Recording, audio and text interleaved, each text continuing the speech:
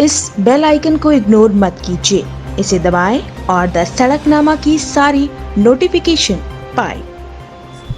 मैं परवीन कुमारी, गांव नेज़रला कलां सिरसा से मैं जो है गांव की सबसे ज़्यादा पढ़ी लिखी शिक्षित लड़की हूं और ज़्यादा पढ़े लिखे होने के बावजूद मैं पीएचडी पंजाबी यूनिवर्सिटी पटियाला से कर रही हूं और नेट जेआरएफ क्वालिफाइड हूं। जहाँ तक हम आज बात करते हैं स्वतंत्रता दिवस की, हर गांव के अंदर एक सबसे ज़्यादा पढ़ी लिखी शिक्षित लड़की को हरियाणा सरकार ने जो एक ऐसा अहम जो है स्टेप उठाया कि आप सबसे ज़्यादा पढ़ी लिखी लड़की से ध्वजारोहण कराएं। उससे क्या है कि गांव के बेटी बचाओ बेटी पढ़ाओ के अभियान को तहत एक लड़की को ज़्यादा मान सम्मान मिल सके जो ज़्यादा शिक्षित लड़की है।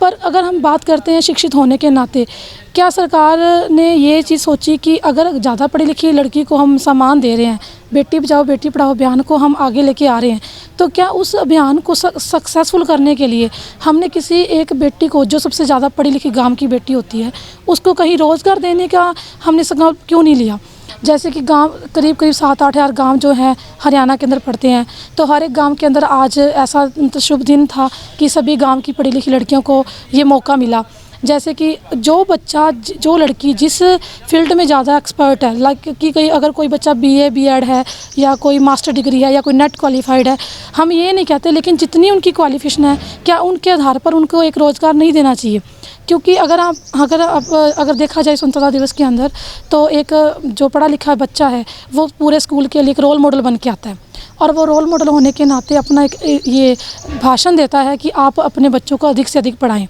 क्या अगर एक बेरोज़गार बच्चा जब अधिक से अधिक पढ़ाने की बात कर रहा होता है, तो क्या ये क्वेश्चन नहीं उठता बाकी बच्चों के मन में कि इतना पढ़ने लिखने के बाद भी ये गांव का एक सबसे पढ़ा लिखा बेरोज़गार बच्चा है?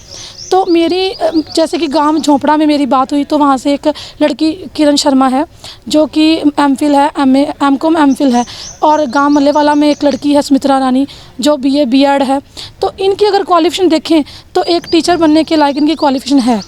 हम ये नहीं कहते अगर टीचिंग लाइन में नहीं तो कहीं उनको नॉन टीचिंग स्टाफ में एक ऐसी सरकारी नौकरी देनी चाहिए। मैं खुद की अगर बात करूं तो मैं MCom MPhil MBA NET JRF हूं और इतनी क्वालिफिकेशन होने के बाद सरकार का खुद का एक स्टेप बनता है कि वो इस मुद्दे को ध्यान से देखे। अगर हम वाकई में बेटी बचाओ बेटी पढ़ाओ अभियान को सक्षम और सिद्ध करना चाहते हैं, तो कहीं ना कहीं पढ़ाई होने के नाते, ज़्यादा अधिक से अधिक पढ़ी लिखी होने के नाते, किसी एक गांव की हर एक साल एक बेटी को जिसने ध्वजारोहण किया है और जो सबसे ज़्यादा पढ़ी लिखी है उसकी क्वालिफिकेशन के आधार पर उसको रोज़गार देने का काम करना चाहिए, ताकि जितनी भी लड़कियां हैं वो आत्मनिर्भर बन सकें और दूसरों के लिए एक एग्जाम्पल रोल मॉडल सिद्ध हो सकें कि वो लड़की गाँव में इतनी ज़्यादा पढ़ी लिखी थी और उसको एक रोज़गार सरकार ने दी है। तो सरकार की तरफ से एक पहल होगी और इसी के साथ साथ जो गांव के पढ़ने वाले बच्चे हैं उनके लिए एक रोल मॉडल बनेगा कि ये गांव की ज़्यादा पढ़ी लिखी बच्ची होने के नाते इसको सरकार ने खुद इसकी जिम्मेवारी ली है कि उसको एक सरकारी नौकरी दी जाए। तो मैं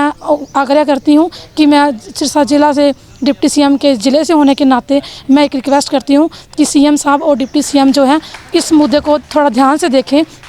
कि अगर हम बेटी बचाओ बेटी पढ़ाओ अभियान की बात अगर कर रहे हैं तो वाकई में क्या उस अभियान को हम सिद्ध कर पा रहे हैं कि वो अभियान को हम अच्छे से लागू कर पा रहे हैं। एक बेटी को ध्वजारोहण होने जो आप सम्मान दे रहे हैं ध्वजारोहण करने का, इसके साथ साथ कहीं आप रोज़गार देने की बात भी करते हैं, तो ये वाकई में नारा आपका सिद्ध होता है। मेरी कामना है कि आप लोग इसकी तरफ अच्छे से ध्यान देंगे और ये जो नारा है आप इसको सक्सेस करेंगे और हर एक गाँव से एक पढ़ी लिखी बेटी को रोज़गार देने का काम करेंगे। इसी के साथ साथ एक नई बात जो है, जैसे कि लड़कियां पीएचडी कर रही हैं, जो लड़कियां करना चाहती हैं उनके लिए कुछ सालों से यूजीसी की तरफ से कोई भी स्कॉलरशिप नहीं है। जो बच्चे पीएचडी करने के बाद पीडीएफ या पोस्ट करना चाहते हैं उनके लिए भी सरकार को संकल्प लेना चाहिए कि उनके एक अलग से स्कॉलरशिप दी जाए, ताकि वो बच्चे पीएचडी से भी ज़्यादा डिग्री को करने की अगर मंशा रखते हैं तो वो कर पाएँ। सरकार की तरफ से इसका भी सहयोग होना चाहिए। धन्यवाद। मैं इसी के साथ साथ स्वतंत्रता दिवस पर सभी देशवासियों को मेरी तरफ से हार्दिक शुभकामनाएँ। धन्यवाद। जय हिंद, जय भारत।